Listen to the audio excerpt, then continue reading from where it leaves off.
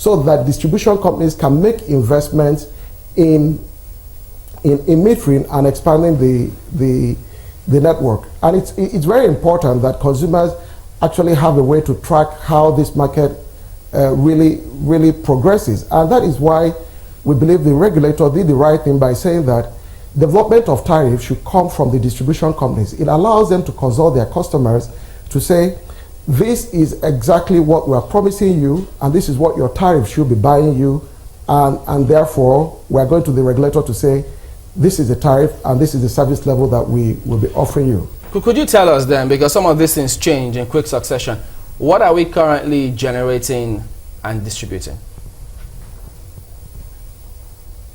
Well, if you look at the yesterday, it was just under 4,000 megawatts. But you know, Chamberlain, we have to be careful about how we look at these numbers and think about what is sustainable. If today, like we did 5,074 megawatts in February, and then tomorrow we do 3,000, and then some vandals go and blows up the pipeline and we do 2,500, it's indicative of something. We lack certain redundancies in the system that we need to fund in the infrastructure. So where you have just one backbone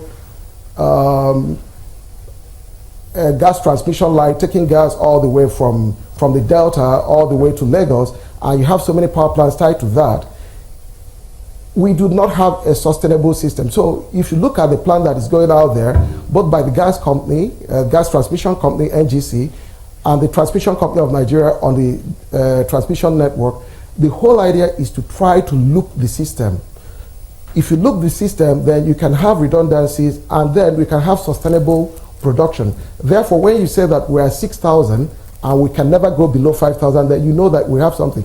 As it is now, we do have a fragile system, and we believe that once we have a viable tariff, then financing of this infrastructure will go in. This is a network industry, and it has to be done. So let's forget and not focus so much about whether we did 6,000 today or whether it's going to come down. We're going to continue to see such variabilities over time, but the thing is that we can see that we've done 6,000, we can do 7,000, not minding whether it comes down until we're able to put all the support and redundancies within the system. So I'm just wondering though, how are you then contributing to the debate to ensure that you know, Nigerians understand this cost-reflective tariff thing, considering the resistance that has greeted it so far?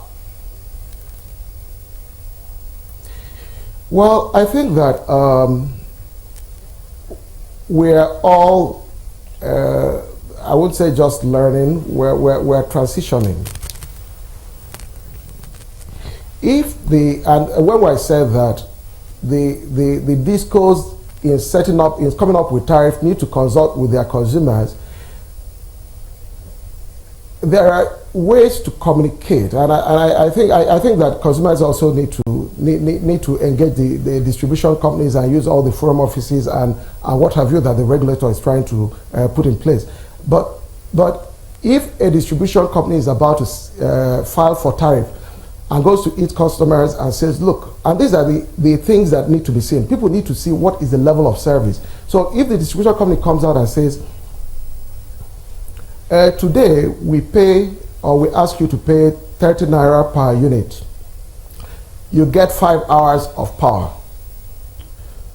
We're looking to get some embedded generation, and what is going to happen is that it will increase your power supply and move you from 5 hours a day average to 7 hours a day average, or it's going to move you from 5 hours a day average to 8 hours a day average. But guess what? It's going to be slightly more expensive, and when we do this, you no more pay what you pay currently, you're going to pay an additional 2 naira. Does this work for everyone?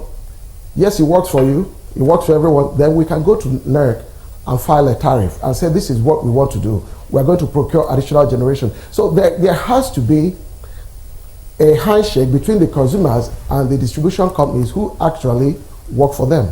So you think... And once we begin to have such conversation, I think the issue of how tariff comes about will be sorted out to some extent. You think this is or solely, to a large extent, rather. You think this is solely the responsibility of the distribution companies and their consumers? You don't see a role for the bulk trading company in terms of at least providing some of the figures so far, perhaps with a graph or something to that effect, in terms of how even when electricity stabilizes, the monies that are raked in doesn't seem to reflect that?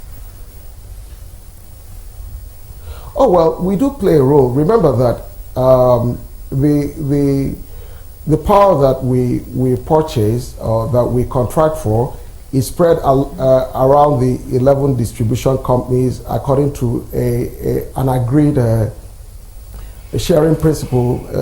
So while we go in to procure power, the distribution companies also have a visibility of what we're procuring, and then with that they can engage their customers and say this is what we're expecting or what we have. But we also have to stay within our own boundaries, which is at the wholesale market, to buy power from generation companies and go and sell to distribution companies.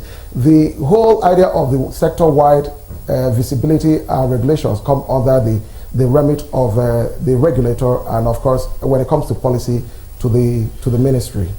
So can we say then that by December 2016, we should have, barring any vandalism, 7,074 megawatts, and perhaps translate to between 10 to 12 hours of uninterrupted power supply? Well, that is like I said, that is for the distribution companies. They know their load, their basic load, and then they also know how their customer footprints are and their infrastructure, and be able to. But what I'm saying is that these are the certain things that could help if distribution companies are able to communicate to actually get consumers understand what's going on. Yeah, but I'm asking that, do you think that we should be able to add additional 2,000 megawatts to what we currently have by December 2016? Well, we did 5,074 in February. So the question is, can we go to a 6,000 peak at the end of the year? Like I said to you, can hit the peak, but we still have redundancy issues that we have to address. But also, like I said, the investments that are needed to be made, both by the gas producers to bring that, will also be premised on how they see the financing, how consumers react and pay for power consumed, so that it can bubble up to people who need to make the investment. But like I said, we have constrained capacity of about 2,500, and work is going on to bring some more molecules into the gas pipeline. And if that happens, we already have the installed capacity to bring that. And then a few other transmission projects, especially around the southeast, where we have a generation pocket. We have about 4 or 5, 6 producing power plants out there that are constrained by transmission. And if to a large extent we're able to achieve then 6,000 is doable. But like I said, Chamberlain, you have to continue to monitor sustainabilities and things that need to happen, so that we have that backbone infrastructure that we can rely on. Before we let you go, are there rooms for new players to come in? Oh yes, definitely. I mean, look at where we are. You're talking about 10,000 megawatts in the next 3 years. You just have to compare us per capita to South Africa, to Egypt, and see how far or how much the generation gap. NEC continues to license new IPPs. We have tremendous opportunity in areas like solar. We have tremendous opportunities in coal, and it's one of the things that the minister is also pushing, to diversify our generation mix, put an investment plan out there that would allow investors look at the country, see where the resources are, and then plan how they can work with the enabling government institutions to make the investments that are required to bring the power to the grid. All right, thank you very much indeed. Wonodi Rumundaka, CEO of Nigeria Bulk Electricity Trading Company. Thank you for talking to us today.